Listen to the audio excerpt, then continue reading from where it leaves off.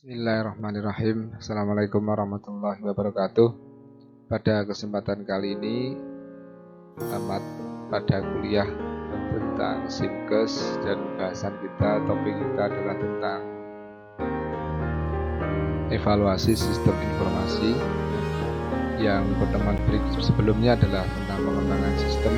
Ada beberapa teori-teori pengembangan sistem, dan ada SDLC, prototyping, waterfall, dan sebagainya. Itu adalah bagian pengembangan sistem. Nah, berikutnya adalah evaluasi sistem informasi. Artinya dalam setiap membuat sistem informasi itu diperlukan evaluasi sistem. Evaluasi sistem di dalam siklus itu untuk mendapatkan satu outcome, kemudian outcome dijadikan feedback itu memperbaiki pada input berikutnya. Nah, pengertian evaluasi adalah suatu proses menjelaskan, memperoleh, dan menyediakan data yang benar untuk menilai suatu tindakan atau suatu pelaksanaan program telah berjalan. Dengan evaluasi, maka capaian kegiatan dapat diketahui dan tindakan lebih lanjut dapat direncanakan untuk memperbaiki kinerja suatu kegiatan atau sistem. Itu adalah pengertian evaluasi. Kalau di dalam Inggrisnya adalah to evaluate. Evaluasi sebenarnya bisa dilakukan sesaat, sebelum, dan sedang.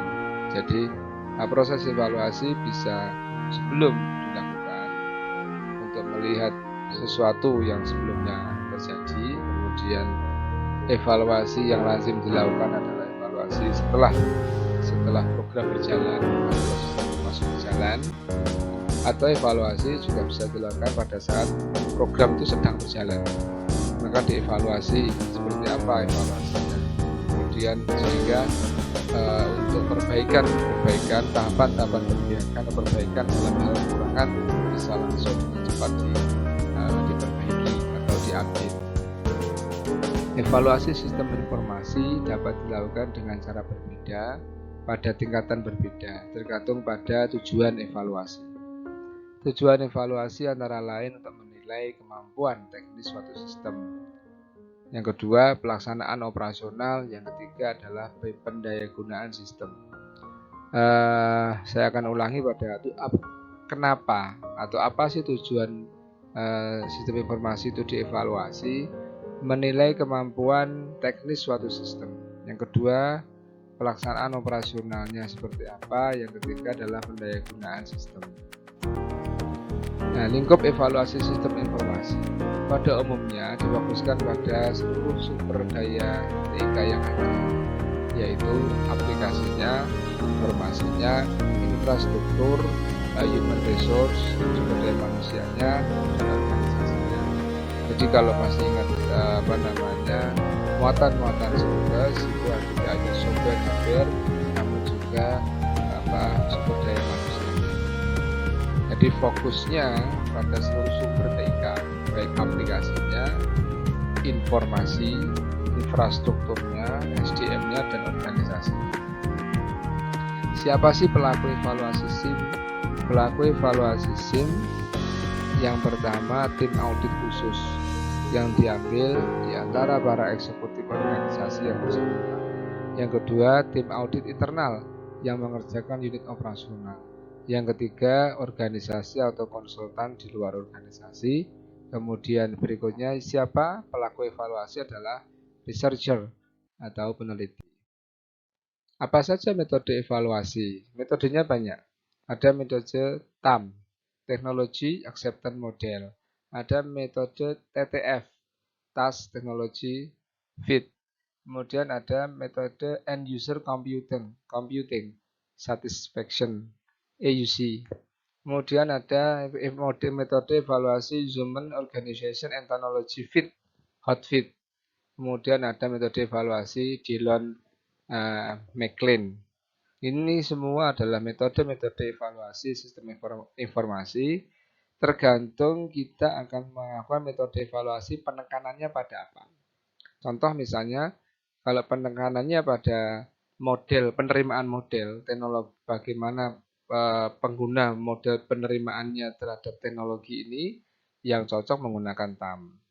Tapi kalau melihat bagaimana human pengelolaannya, kemudian kelayakan teknologinya, teknologi yang digunakan, maka hot fit gitu. Kalau kepuasan terhadap end usernya, kita bisa menggunakan satisfaction. Tapi kalau fungsi teknologi fitnya adalah task teknologi fit. Ini tergantung konsep dari peneliti atau seseorang atau pimpinan atau siapa saja yang akan mengevaluasi sistem informasi itu seperti apa berjalannya dan apa yang harus dievaluasi. Nah, kita masuk kepada teknologi acceptance model TAM, yaitu untuk mengetahui reaksi pengguna terhadap sistem informasi. Metode TAM ini pertama kali dikenalkan oleh Davis pada tahun 1989. TAM adalah teori sistem informasi yang membuat model tentang bagaimana pengguna mau menerima dan menggunakan teknologi. Model ini mengusulkan bahwa ketika pengguna ditawarkan untuk menggunakan suatu sistem yang baru, sejumlah faktor mempengaruhi keputusan mereka tentang bagaimana dan kapan akan menggunakan sistem tersebut, khususnya dalam hal 1. Usefulness. Pengguna yakin bahwa dengan menggunakan sistem ini akan meningkatkan kinerjanya, jadi penggunaannya. Kemudian yang kedua is of use, di mana pengguna yakin bahwa menggunakan sistem ini akan membebaskan dari kesulitan. Artinya bahwa sistem ini mudah dalam penggunaannya. Ease of use, mudah dalam penggunaannya. Kelebihan TAM merupakan model perilaku behavior yang bermanfaat untuk menjawab pertanyaan mengapa banyak sistem teknologi gagal diterapkan karena pemakainya tidak mempunyai minat, intention untuk menggunakannya. TAM dibangun dengan dasar teori yang kuat. TAM telah diuji dengan banyak penelitian. TAM merupakan model yang parsinomi atau parsinomius, yaitu model yang sederhana dan valid. Kekurangan TAM, TAM hanya memberikan informasi atau hasil yang sangat umum saja tentang minat dan perilaku pemakai sistem dalam menerima sistem teknologi informasi. Jadi informasinya umum, ya. TAM hanya menjelaskan belief, kepercayaan mengapa pemakai mempunyai minat perilaku menggunakan sistem. Yang ketiga adalah TAM belum memberikan informasi menjelaskan mengapa pemakai sistem mempunyai kepercayaan tersebut. Ini TAM. Model TAM adalah digambarkan seperti ini, bahwa yang di tengah adalah keinginan menggunakannya, yang di sebelah kanan hasil akhirnya adalah penggunaan secara nyata. Jadi penggunaan secara nyata dilihat dari keinginan menggunakannya, keinginan menggunakan dilihat dari persepsi penggunaan dan kemudahan penggunaan. Ini model TAM. Yang berikutnya adalah Task Technology Fit, sebuah konstruk formal yang dikenal sebagai Task Technology Fit yang merupakan kesesuaian dari kapabilitas teknologi untuk kebutuhan tugas dalam pekerjaan, yaitu kemampuan teknologi informasi untuk memberikan dukungan terhadap pekerjaan. Model TTF memiliki 4 konstruk kunci, yaitu task karakteristik, teknologi karakteristik, yang bersama-sama mempengaruhi konstruk ketiga TTF yang balik mempengaruhi variabel outcome, yaitu performance dan utilization. Model TTF menempatkan bahwa teknologi informasi hanya akan digunakan jika fungsi dan manfaatnya tersedia untuk mendukung aktivitas pengguna. Jadi konstruk yang mengkonstruksi dari task teknologi fit ini yaitu yang pertama task karakteristik. Teknologi karakteristik yang bersama-sama mempengaruhi konstruk ketiga TTF yang baik mempengaruhi variabel outcome, yaitu performance dan utilization. Ini task teknologi. Modelnya dapat digambarkan seperti ini. Model TTF task technology fit, yaitu kesesuaian pekerjaan dan dan teknologi itu mempengaruhi dampak pada kinerja dan mempengaruhi penggunaan. Kesesuaian pekerjaan dan teknologi itu dipengaruhi karakteristik pekerjaan, yaitu task karakteristik dan karakter teknologi karakteristik. Ini kalau menggunakan teknologi fit. Nanti dalam praktiknya masing-masing variabel dibuat bagaimana cara mengukur dampak kinerja, bagaimana dapat mengukur penggunaan, bagaimana mengukur kesesuaiannya, bagaimana mengukur karakteristik pekerjaan, task karakteristik, dan bagaimana mengukur pada teknologi karakteristik. Nah, berikutnya adalah model sistem informasi end user computing satisfaction. Dalam lingkup end user computing, sejumlah studi telah dilakukan untuk mengcapture seluruh evaluasi di mana pengguna akhir telah menganggap penggunaan dari suatu sistem informasi dan juga faktor-faktor yang membentuk kepuasan. Makanya disebut end user computing satisfaction. Arti kepuasan dalam melakukan komputerisasi pada pengguna akhir. Ya, itu. Jadi mengcapture keseluruhan evaluasi di mana end user telah menganggap penggunaan dari suatu informasi dan juga faktor-faktor kepuasannya. Model end user computing satisfaction ini bahwa kepuasan pengguna itu dipengaruhi atau dikaitkan dengan isi, akurasi, format, relevansi, dan kemudahan. Berikutnya adalah teori evaluasi sistem hotfit. Model ini menempatkan komponen penting dalam sistem informasi yaitu human, manusia, organization, pengelolaan, dan teknologi, yaitu teknologinya, dan kesesuaian antara ketiganya. Komponen human menilai sistem informasi dari sisi penggunaan sistem pada frekuensi yang luas fungsinya dan penyelidikan sistem informasi. Sistem use juga berhubungan dengan siapa yang menggunakan, who use it, siapa yang menggunakan, tingkat penggunaannya, level of user, pelatihan, pengetahuan, harapan, dan sikap menerima, acceptance, atau menolak, resisten, suatu sistem. Yang berikutnya adalah komponen ini juga menilai sistem dari aspek kepuasan pengguna. Di istilahnya user satisfaction. Kepuasan pengguna adalah keseluruhan evaluasi dari pengalaman pengguna dalam menggunakan sistem informasi dan dampak potensial dari sistem informasi. Kepuasan pengguna juga akan mempengaruhi suatu sistem ini akan berjalan terus atau tidak. Karena dipengaruhi oleh kepuasan pengguna. Kalau penggunanya merasa puas, maka acceptable. Suatu sistem ini akan diterima, tidak resisten. Maka kemungkinan keberlanjutannya dalam sistem ini berjalan itu akan lebih pasti. Nah, model hotfit digambarkan seperti ini. Bahwa ketiga faktor ini, ketiga determinan ini atau ketiga dimensi ini saling berkaitan antara human, pengelolaan, dan teknologinya. Tidak bisa sendiri-sendiri. Yang terakhir adalah Dillon McLean. Kerangka pikir teoritis Dillon dan McLean 1992 dikenal dengan Dillon dan McLean Model of Information System Success.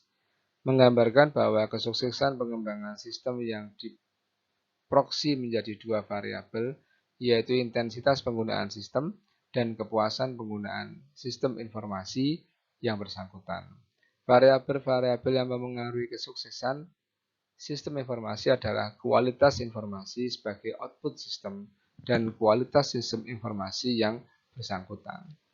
McLean ini bicara tentang kualitas dari informasi, karena output dari sistem adalah kualitas informasi.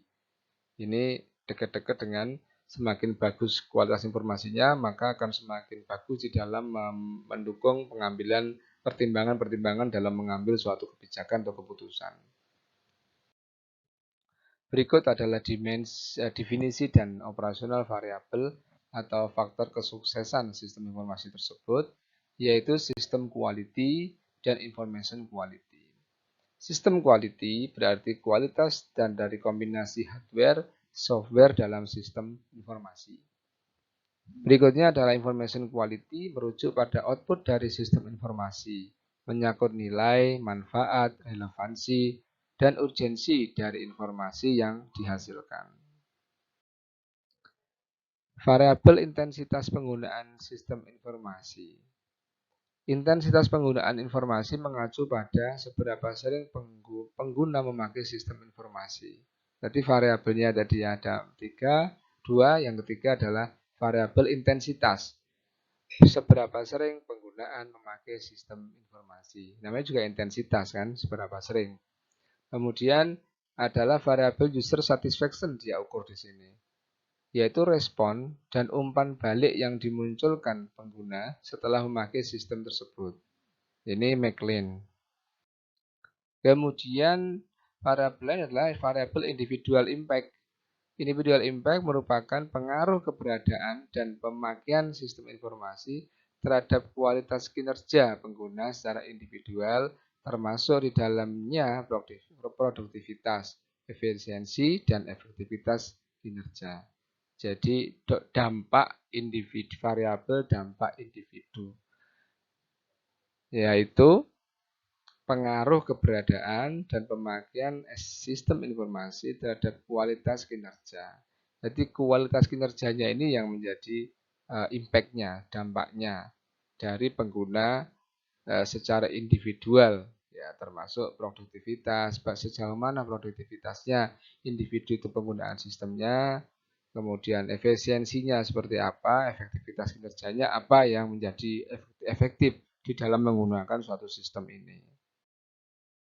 Gambaran dari model kesuksesan sistem informasi dari Dillon dan McLean bahwa dampak organisasional outcome, jadi dampak pengelolaan itu dipengaruhi oleh dampak individu. Dampak individu dipengaruhi oleh penggunaan dan kepuasan pemakaian. Kepuasan pemakaian dipengaruhi oleh kualitas informasi dan penggunaan dipengaruhi oleh kualitas sistem. Secara bersamaan juga bahwa kualitas informasi dan kualitas sistem itu juga mempengaruhi penggunaan dan kepuasan pemakai. Semakin bagus kualitas informasinya, semakin bagus kualitas sistemnya, maka penggunaannya akan semakin bagus, baik, dan user semakin puas. Dengan begitu maka dampak individunya semakin bagus, dan dampak individu bagus yang dipengaruhi oleh penggunaan diakibatkan kualitas informasi dan kualitas sistem termasuk kepuasan itu berdampak bagus pada pengelolaan suatu sistem. Nah, teknik-teknik penelitian dalam evaluasi sistem, lalu kemudian bagaimana dalam melakukan evaluasi sistem? Maka metode yang digunakan adalah metode kuantitatif dan metode kualitatif. Jadi saat Anda melakukan penelitian atau riset tentang evaluasi sistem, maka metode riset yang digunakan bisa metode kuantitatif atau kualitatif.